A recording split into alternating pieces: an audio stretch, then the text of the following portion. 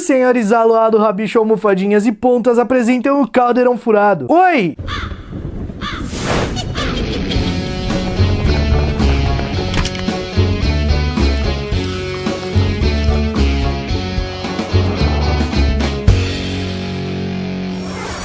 Fala aí, bruxões e bruxonas, tudo bem com vocês? Se você ainda não conhece a loja do canal, para de perder tempo e clica no primeiro link aqui da descrição, é www.caldeirãogeekstore.com.br. Lá você encontra caneca, varinha, luminária, capa, cachecol, colar, tem muita coisa da hora de Harry Potter. Então clica aqui no primeiro link da descrição e é nóis. Albus Percival Wulfric Brian Dumbledore, Ordem de Merlin, primeira classe, grande feiticeiro, cacique supremo, descobridor dos 12 usos do sangue de dragão, chefe da Suprema Corte dos Bruxos, chefe da Confederação Internacional dos Bruxos, diretor de Hogwarts, fundador da Ordem da Fênix também. Além disso tudo, Alvo Dumbledore também carrega segredos bastante sombrios. Alvo Dumbledore nasceu no verão de 1881. A data precisa, o dia certinho, ninguém sabe. O bruxo logo se destacou em Hogwarts, se tornando o melhor aluno de sua época, o que não é mistério pra ninguém, afinal nós estamos falando de Dumbledore, né? Durante sua vida, Alvo Dumbledore realizou grandes feitos. Ele se tornou, inclusive, um dos maiores bruxos do mundo. Ele é considerado até hoje um dos maiores bruxos do mundo. E, cara, isso não é pouca coisa. Só que no vídeo de hoje, nós vamos falar do lado ruim do Dumbledore. Pois é, o Dumbledore teve um lado ruim. Longe de querer ser Rita Skeeter, tá bom? Não quero fazer fofoca, não. Eu vou falar as coisas baseado naquilo que o próprio Dumbledore falou dele mesmo. Segundo o próprio Dumbledore, ele questiona, em última análise, se ele teria sido melhor que Lord Voldemort. Eu sei, é uma pergunta que espanta um pouco e assusta. A gente olha pro Dumbledore e vê aquele velhinho fofinho, não tem como a gente pensar, caraca, esse cara já fez merda. Mas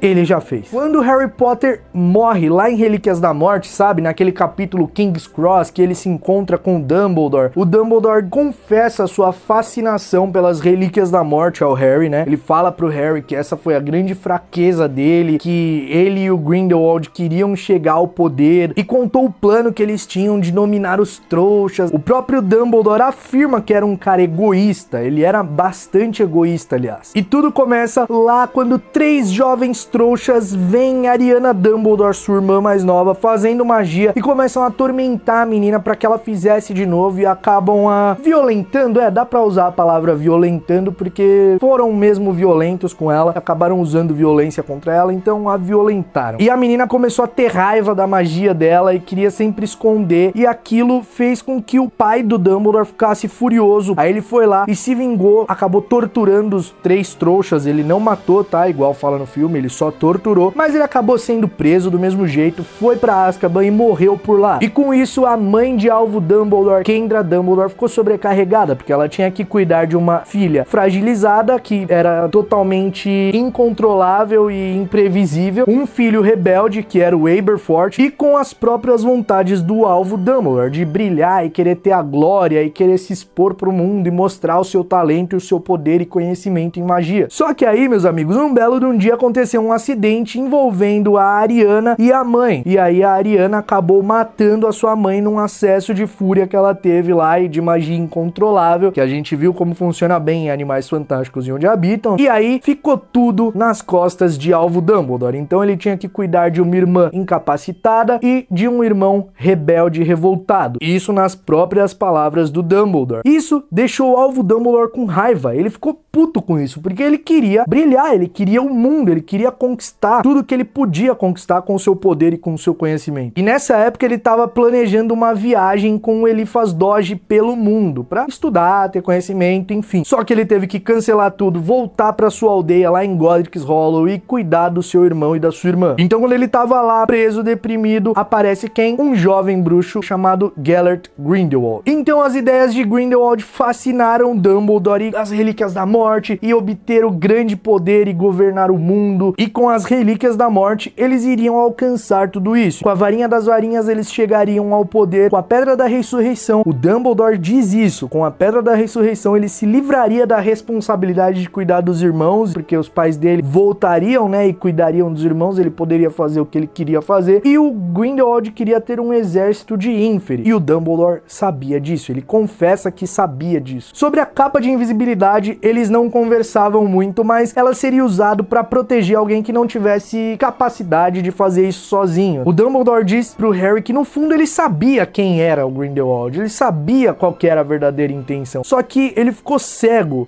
de amor talvez pelo Grindelwald, porque se você não sabe, o Dumbledore é gay e o Dumbledore amava o Grindelwald. Não tem nada confirmado se o Grindelwald também é gay, mas o que a gente sabe é que ele se aproveitava muito do sentimento do Dumbledore, e ele fazia isso com bastante maestria pra convencê-lo de fazer tudo que eles queriam fazer. O Grindelwald não é burro, ele sabia que o Dumbledore era muito, muito poderoso. Enfim, depois de 2 meses planejando, fazendo o plano perfeito de ir em busca das relíquias, a verdade veio com um balde de água fria através de um irmão rebelde revoltado. Aberforth e Dumbledore começam a discutir com o alvo, o Gellert Grindelwald se descontrola, entra no meio e ataca o Aberforth, o alvo se mete, dá a maior treta e aí a Ariana morre. E é aí que entra mais um ponto, ninguém sabe de onde partiu o feitiço que matou a Ariana de fato, da varinha de alvo Dumbledore ou da varinha de Gellert Grindelwald. Depois dessa ocasião, o Grindelwald fugiu, o Dumbledore não esperava isso, né, ele fala pro Harry que todo mundo esperava isso, né, no caso o Aberforth esperava, porque todo mundo se resume a eles dois agora, né, mas que ele não acreditou que isso estava acontecendo, e aí ele se fechou ali no mundo dele e se arrependeu amargamente de tudo que ele tinha planejado e feito. Os anos foram passando e os boatos chegavam de que o Grindelwald estava tocando terror e estava fazendo, estava matando e estava acontecendo, e o Dumbledore fingia que não era com ele, que ele não tinha nada a ver com aquilo. Isso tudo mostrando mais uma vez que ele era egoísta, porque ele tinha medo de enfrentar o Grindelwald, e não medo do Grindelwald, da pessoa, do que ele podia fazer com magia, e medo da verdade, porque pro Dumbledore saber de fato qual feitiço matou a Ariana, né, de quem partiu o feitiço, seria demais pra ele. Nessa época em que os boatos aconteciam, o cargo de ministro da magia foi oferecido pro Dumbledore várias vezes, mas ele recusou porque, segundo ele mesmo dizendo pro Harry, ele não teve uma experiência muito boa com o poder, então ele preferia não se envolver com isso. O Harry ainda questiona, mas você teria sido um ministro muito melhor que o Fudge, e o Dumbledore questiona em cima, será? Você acha que eu seria mesmo um ministro melhor que o Fudge? Cara, é o Dumbledore, né? O Dumbledore se conhece muito e ele conhece muito de muita coisa. Se ele tá falando que ele não seria um ministro melhor que o Fudge, quem somos nós pra duvidar? Ou talvez seja a modéstia também, né? Então o tempo se passou, Dumbledore continuou negando o cargo de ministro da magia, só que a essa altura os ataques de Gellert Grindelwald já tava muito alto, tava tudo muito evidente e já era muito vergonhoso pra ele não enfrentar o cara, porque a galera sabia que ele podia enfrentar o cara. Então, em 1945 aconteceu a batalha histórica, né, que deixou o Dumbledore muito famoso mundialmente, e foi quando ele derrotou e prendeu o Grindelwald, né, que ele conquistou a varinha das varinhas, enfim. A partir disso, a gente já conhece a história. O Dumbledore passou o resto de sua vida tentando consertar o seu erro, aceitando o seu erro, né, porque ele sabe que, no fundo, a culpa da morte da irmã foi dele. Lá em Enigma do Príncipe, a gente vê quando ele toma a poção, ele falando, não, a culpa foi minha, não machuque eles, machuque a mim, porque a culpa ele sabia que era dele, ele sentia essa culpa, não pelo fato do feitiço propriamente dito ter saído da varinha dele, e sim as atitudes dele levaram até aquela ocasião onde a irmã dele acabou morrendo. Eu particularmente acho a história do Dumbledore bastante triste, né? O pai foi se vingar lá dos caras que violentaram a filha, foi preso, morreu em Azkaban, isso destruiu a família deles, e aí depois a mãe morreu, e claro, ele era novo, se sentiu revoltado por não poder mostrar todo o seu poder e não poder conquistar tudo que ele queria conquistar. Eu meio que entendo um pouco, sabe? O Dumbledore não é tão diferente do Snape, se a gente parar pra pensar, né? É óbvio que a forma como eles consertaram as coisas foi bem diferente, mas o Dumbledore foi um personagem que ele tentou lutar contra os erros dele durante toda a vida. E ele morreu por conta da sua fraqueza nesse erro, porque a gente sabe que o Dumbledore só morreu, só pediu pro Snape matá-lo, porque ele já ia morrer de qualquer jeito. E vocês já sabem o porquê que ele ia morrer, né? Porque ele encontra o anel, que é a Horcrux do Voldemort, que tem a Pedra da Ressurreição, e ele, no desespero, coloca o anel no dedo, achando que ia reviver sua família, sabendo que aquilo era uma das relíquias da morte, e aquilo fez com que ele ficasse cego ali no momento, esqueceu tudo que ele sabia sobre